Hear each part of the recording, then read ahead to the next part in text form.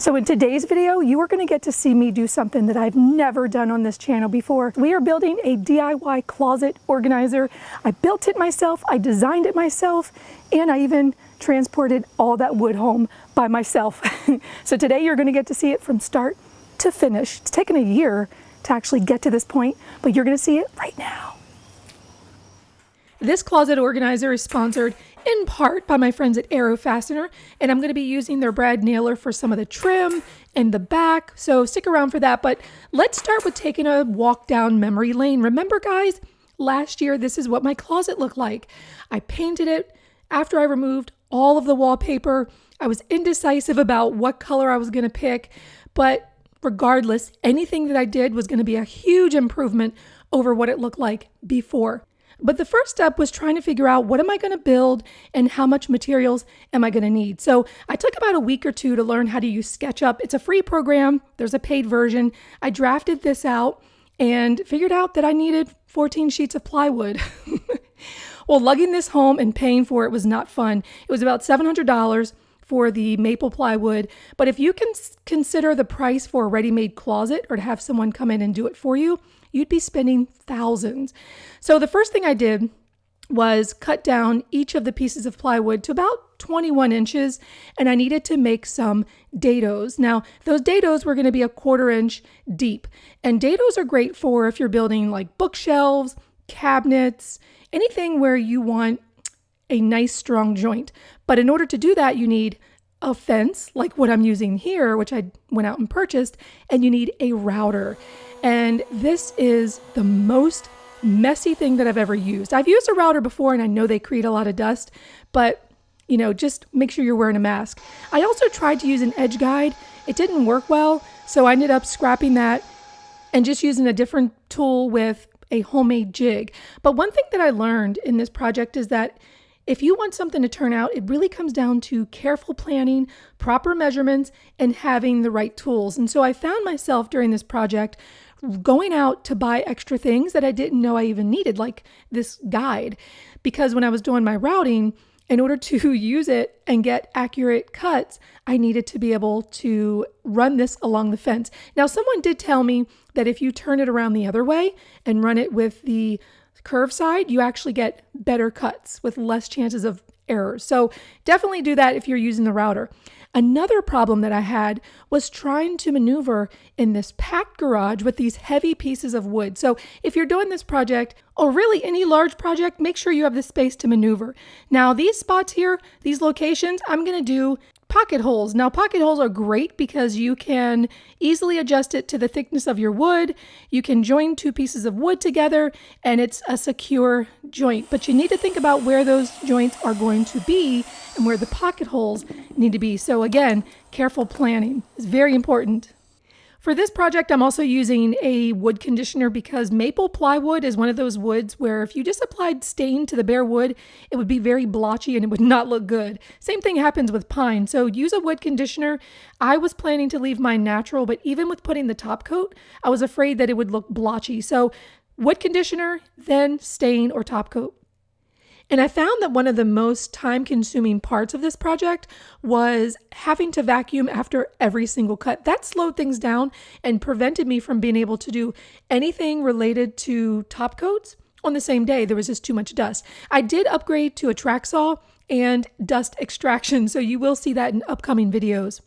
But on the days when I was doing some top coats, I would sand in between with very fine sandpaper and do 3 coats, making sure that I didn't go down into the dados. You don't want anything in those joints, so keep those free and clear. Once everything had wood conditioner and 3 coats of top coat, it was time to glue together the center supports. Now I didn't have any top coat on these pieces because you want that wood glue to sandwich them together.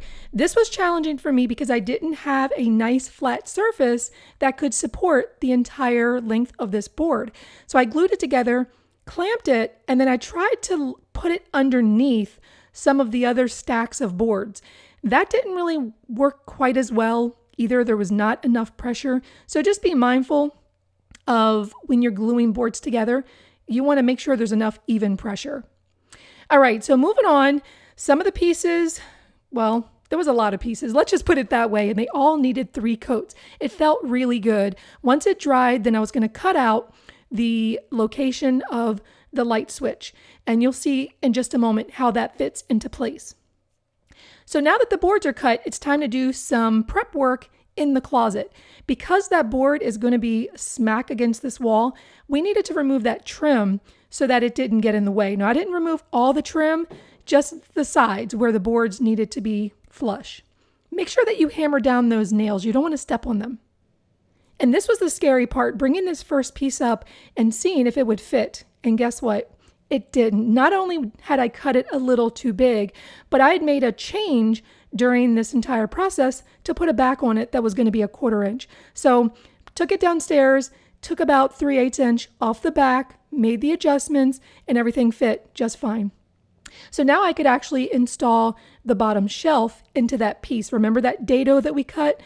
I kind of made a big mess here with the glue, but I was surprised that it fit so nicely at a nice 90-degree angle. And I started getting excited that, I can do this. This is my first huge build. I did build a bathroom vanity several years ago that turned out pretty good to be my first attempt, but this was the first time of making something so large. So excited to see it come together. So once I got this piece in place, well, not really in place, but it was together, I wanted to put some edge banding. Edge banding is good for covering up those raw edges of plywood, and it just gives it a more finished look. The only thing you have to do is cut it to size, use a hot iron to apply it, and then use a utility knife or an edge band cutter to remove the excess. So now we've got the right piece connected to one of the center supports. Remember those pieces that I joined together with wood glue? Well, they were now connected by a shelf on the bottom. So now that they were connected, I could add these support brackets. The problem is that I didn't have a large enough clamp to hold this in place. So had to use my hand. Now, if you're trying to get an edge to be flush, holding it with your hand, guys, is not going to work. So I did have a little bit of overlap. In the end, it didn't kill the project, but it would have been nice to have the materials that I needed to get it done. So on the bottom, I added the other support bracket. Now remember, I already pre-finished these pieces. You can't use wood glue on finished pieces. So I found a glue called Rue Glue that I'm hoping will hold this together with the pocket screws. It was a little messy, but it came together pretty nicely and it seemed like it was secure. Also, too, you might want to check the level of your floor to see if it's even. I was right in the middle there in between those 2 marks, but it's good to know in case you have to get some shims to level it out. Okay, the next thing was to actually cut the piece of backing. This is something that when I planned this project, I didn't plan for it to have a back. I thought you would just look through to the wall, but I wanted to have more of a finished look. So cut a piece of 1/4 inch plywood, again, added some of the wood conditioner and then tried to get it into the closet. And as long as I am here, no one can hurt you. I sound pretty awful, but it's still a lot of fun to sing while you work, right? Anyway, this wood was going to be flush to the back, and I'm going to be using the Aero Fastener pneumatic brad nailer. This is the PT18G. You will need a compressor for this and a hose. Don't worry, I have links down below. And this is the same one that I use for doing my upholstery projects. Now, here's a tip. When you're doing projects and you're not sure how it's going to go together, do a test, do a sample for every step. You see here that I'm testing out different ways to attach the back and making sure that I knew exactly where I was going to be securing these brad nails so that it wouldn't come through the other side and ruin my project. So once I did this, I was ready to go on to the next step, which was attaching the back to this carcass. I didn't want the backing to come all the way down to the floor, so I put these 2 5-inch pieces of wood underneath so that the backing, the 1/4 inch backing, could just sit on them and then I could secure it. This wasn't heavy, but it was kind of awkward. Thankfully, I did have some clamps that fit, so when I clamped it, and with my husband's help, I was able to secure it. Now, here's a tip about using a brad nailer. Be very careful because a lot of times you think you're securing it, but all you're doing is shooting the nail straight through at a crooked angle and ruining your project. So make sure that you've got enough of an edge to staple together and that it's not coming through the other side. Now you'll notice here on the right hand side, I don't have the wood coming all the way over. The reason why is because I want that seam to meet right there on that wood board. So you'll see in just a moment how I'm fitting that together and some of the problems that I ran into. But overall, it went pretty smoothly with this pneumatic brad nailer, and it's definitely a tool that you want to have in your toolbox. And you can find out more about it at arrowfastener.com. Now let's move on to how I secure this to the studs. You will need to find the studs using a stud finder, which I did. Didn't film that, but I did. So I knew exactly where they were located, and I measured where they were from the wall. We're going to be using 2.5-inch screws, cabinet screws, and also a countersink bit. This makes the screws sink below the surface so that they're not sitting flush with the wood surface. And this is good if you ever want to put wood filler over them or just give it a more finished look. Now, where that stud is located, you need to know, and then you need to subtract the thickness of your wood. So for example, let's say my stud here is at 7.5. Well, I know my back is 1/4 inch. So I know when I'm measuring out, I've got to measure out 7.25. So if that doesn't make sense, click on my link below or up above. You can read the blog post and it'll have more of an explanation so that you know how to do what I did. Same thing for the brackets. I wanted to secure this to the studs. I measured and made sure that I accounted for the thickness of the wood from the right-hand side. All right, so now we needed to put together the next section. And this was hard to do in a very small space. So I tried to move it out onto my bedroom floor where all the closet contents are just spread out everywhere. Put a little bit of wood glue, put that piece in place, the 1/4-inch backing, and then used my pneumatic brad nailer to secure it. And I think where I kind of messed up here is that I should have left the bottom unstapled because I needed that wiggle room in order to get it to fit together. So later I ended up removing these bottom brad nails and then fitting it into place. But my husband came in to help and we could not turn this thing upright. The backing was too big, and I mean, I was just very scared for a moment, but thankfully we were able to get it upright. But then I ran into this problem. How am I going to get this shelf into this dado?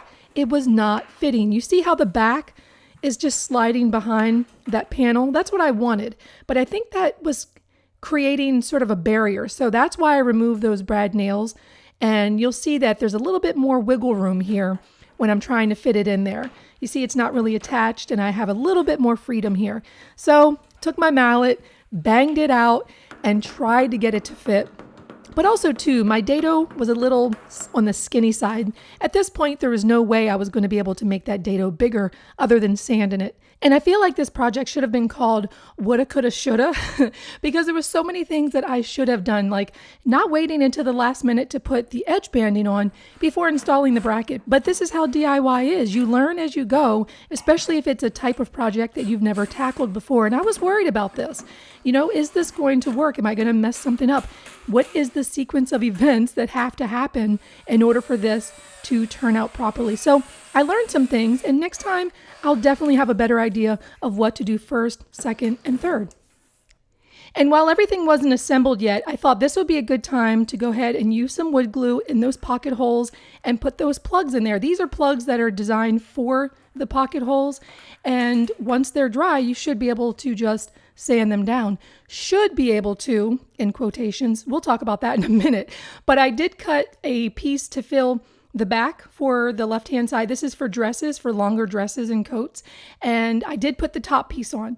Now, fitting this right-hand side, oh my gosh, it was a pain in the butt. I could not get this thing to fit. Finally, I just had to take it out to the garage, cut a larger dado instead of throwing it out the window, which is what I wanted to do. And it did slide right in after that fact. To attach the top piece, to get that into place, I needed to remove the light. I was changing this anyway, so it wasn't really a big deal. This was the best time to remove it and to replace it with an LED light. And then, you know, I was done, and then this happened. Ow! Lesson learned, don't walk through doorways when you're on a platform. Just putting it out there for you. Anyway, you'll notice that the upper boards, these partitions, are sliding in pretty easily. That's because I cut the dados a little bigger. And I'll discuss that a little bit more in the blog post. You can find the link down below. But I went ahead, used some pocket screws, attached those center partitions to the top board, and filled them with the plugs. I had the worst time, guys, trying to shave these off. I had to go and buy a special little bit to shave them down, and then I had to sand them down smooth. And remember, my boards were already finished, and because I sanded so much, some of the finish actually got removed. So we'll talk a little bit more about that in the blog post. Here on the left hand side, I had a gap, improper measuring, but you know, gaps are kind of a thing when you're doing built-ins, and that's why you've got trim to hide those. So with the wood inside of those gaps, I just went ahead and used my brad nailer to secure it in place. So now it looks like a true built-in. You don't see that gap. So it's not really a big deal. But you'll see that I had those pieces of wood in there so that the brad nail had something to attach to. I also added a little bit of trim to the top to cover the gap that was there and to give it a more finished look, which I thought it looked pretty amazing with that trim on top. All of the other exposed edges of the wood got edge banding, and then it was time to cut the metal rods for the clothing. This was done with a hacksaw, and let me tell you, it was tough. Listen to how excited I was when I made my first cut. More like relief. Oh, yes. Thank goodness. I was also thankful that my husband was available on the weekend to help me install these clothes rods. You really need two people, one to mark and hold and one to actually put the screws in. So big thanks to him for helping me finish this off just right. So last year, this is what our closet looked like. I mean, there wasn't a lot of space in this 35 square foot walk-in, but it feels like it's got more space. Of course, I still need to go through all of my clothing and get rid of things that I don't wear anymore. And you'll see here that I made a change to the design to accommodate my mid-size dresses. And so I lowered the bar on the bottom. So literally a year ago, I was cleaning everything out and had a plan for a new closet, but I didn't know if I could execute it. Well, I just proved to myself that I can, and I am freaking celebrating. What do you think, baby? It looks nice, Whoa! I captured that on camera. I mean, maybe with the clothes in, it gives you a different perspective, you know. Now you see the end picture, yes, okay. And this was the before. This is what he told me. Why are you changing it? I like it the way it is. So for him to say, oh, wow, okay, this does look nice, it feels like a huge win. We still need to donate some clothes and clean things out. But right now, this is pretty much a successful project in my book. It looks even better than I imagined on paper. So be sure to come back and subscribe to this channel. If you're new here, be sure to come back and watch because this is only one part of it, guys. I still have this part to do with drawers, a little desk, all of that in a 5x7 square, 35, is that 35? Yeah, 35 square foot space. But we are making it happen, guys. I love this. I like being able to find my clothes and know that it looks good and that it's right where it belongs. Yes, I love